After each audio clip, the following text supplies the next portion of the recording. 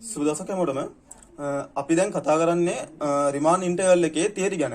එහෙමනම් අද කතා කරන්න යන්නේ ඒකේ තවත් තියරියක් වන ඩර්බොක්ස් තෙරම් එකේ ඔප්පු කිරීම.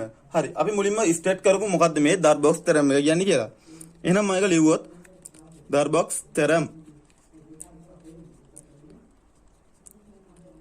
මේකේ කියන්නේ f is a real valued function. f real valued function which is bounded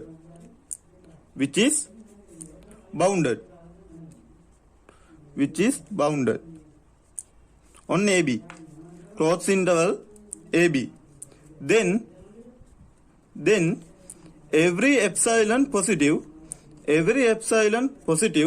there is delta positive such that first one, upper Riemann sum of P partition is less than upper Riemann integral plus epsilon. Second, lower Riemann sum of P partition is greater than lower Riemann integral minus epsilon for every partition in P set of partition, every partition in set of partition such that norm of P is less than delta. ඔන්න ඕක තමයි state එක ඩර්බොක්ස් තෙරම් එකේ. හරි. එහෙමනම් අපි මේකේ ඔප්පු කිරීම ගැන කතා කරමු. එහෙනම් ප්‍රූෆ් එක. අපි මොකද දන්නේ?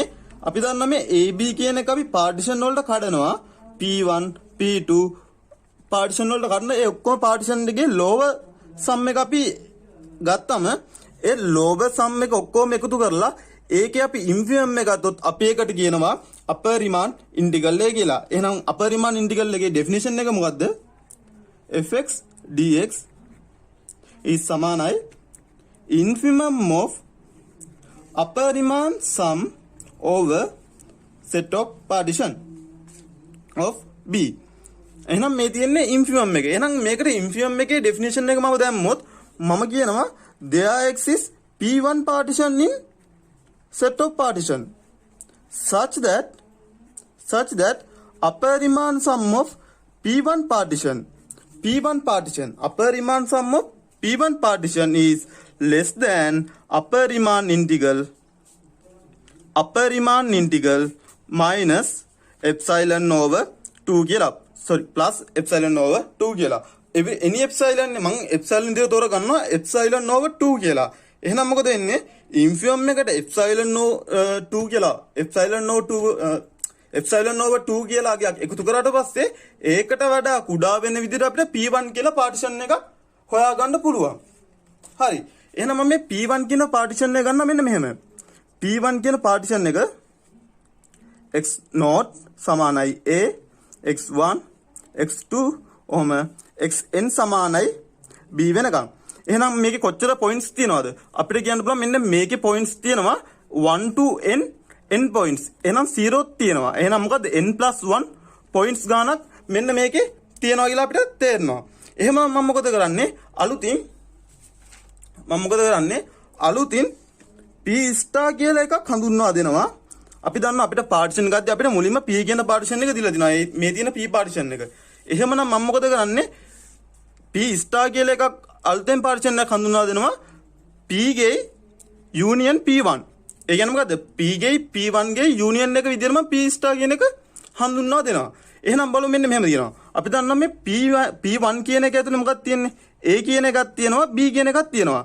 ඒ වගේම මෙන්න මේ p එක ඇතුලේ n+1 points ගානක් තියෙනවා. ඒ වගේම තමයි අපි දන්නවා union p ගත්තොත් එම අනිවාර්යෙන් මෙන්න මේක ඇතුලේ ab කියන points දෙක තියෙනවා කියලා. එහෙනම් මට කියන්න පුළුවන් මෙන්න මෙතනින් n+1 ගෙන් point දෙකක් අඩු කරලා n-1. එහෙනම් මට මෙන්න කියන්න පුළුවන් මෙන්න මේ p star කියන එකේ at most n-1 points more than p කියලා. ඒ කියන්නේ මොකද්ද? මෙන්න මේ p star කියන එකේ මේ p ට වඩා වැඩිම n-1 point ගානක් තියෙන්න පුළුවන් කියලා. හරි. එහෙමනම් මම මොකද කියන්නේ? අපිට කියන්න පුළුවන් අපි කලින් ඉගෙන ගත්ත තෙරම් පහේ ඩෙෆිනිෂන් එකෙන් අපිට කියන්න පුළුවන් අපරිමාණ sum of p star partition is greater than or equal අපරිමාණ sum of p අපරිමාණ sum of p f minus 2k times n minus 1 norm of p. මෙන්න මේක අපිට කියන්න පුළුවන් අපි ඉගෙන ගත්ත තෙරම් පහෙන් කියන්න පුළුවන්. මම ඕනනම් තෙරම් පහේ ලින්ක් එක පල්ලා ඩිස්ක්‍රිප්ෂන් එකේ දාලා තියන්නම්. ඒකෙන් බලන්න කොහොමද අපි මෙන්න මේකේ ඔප්පු කිරීම කරයි කියලා. හරි. ඒ වගේම අපි දන්නවා අපි මෙතන කතා කරද්දී norm of p කියන එක ඩෙල්ටාට වඩා කුඩයි. එහෙනම් මම මොකද කරන්නේ? මම මේකට ආදේශ කරනවා ඩෙල්ටා කියන එක. ඒතර මට කියන්න පුළුවන් ඩෙල්ටාට වඩා p මේ norm of p කියන්නේ මොකද්ද? ඩෙල්ටාට වඩා කුඩා එකක්. එහෙනම් මේකට ආදේශ කරන්නේ මේකට වඩා කුඩා එකක්. එහෙමනම් මෙයාට වඩා විශාලයි. එහෙනම් මට මේක ලියන්න පුළුවන් pf minus 2k n minus 1 times delta කියලා. මොකද norm එක කියන එක අපි දන්නවා delta ට වඩා කුඩායි කියලා. එහෙනම් මෙතනට අපි delta ආදේශ කරොත් අපිට මෙහෙම ලියන්න පුළුවන්. මොකද මෙතනින් හරිනේ. මොකද අපි කරන්නේ norm of p කියන එක delta ට වඩා කුඩයි. එහෙනම් අපි මෙයාට ආදේශ කරන්නේ මෙයාට වඩා විශාල අගයක්.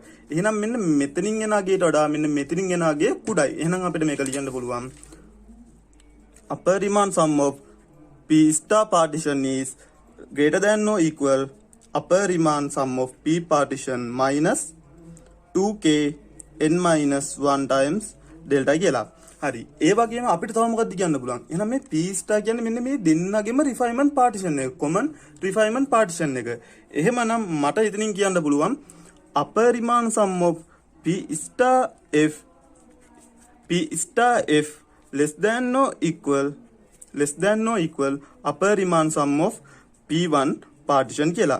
අපි ඊට පස්සේ මොකද කරන්නේ? අපි දන්නවා අපි ගත්ත මෙන්න මේ p1 partition එක කියන එක්කෙනා මෙයාට වඩා කුඩයි කියලා. එහෙනම් මට මෙන්න මෙතනට ලියන්න පුළුවන් මේක less than අපරිමාණ integral plus epsilon over 2 කියලා. අර කලින් ගත්ත මේකෙන් අපිට ඒක ලියන්න පුළුවන්. එහෙනම් මෙතනින් මට කියන්න පුළුවන් p star අපරිමාණ sum of p star less than අපරිමාණ sum of fx plus epsilon over 2 කියලා.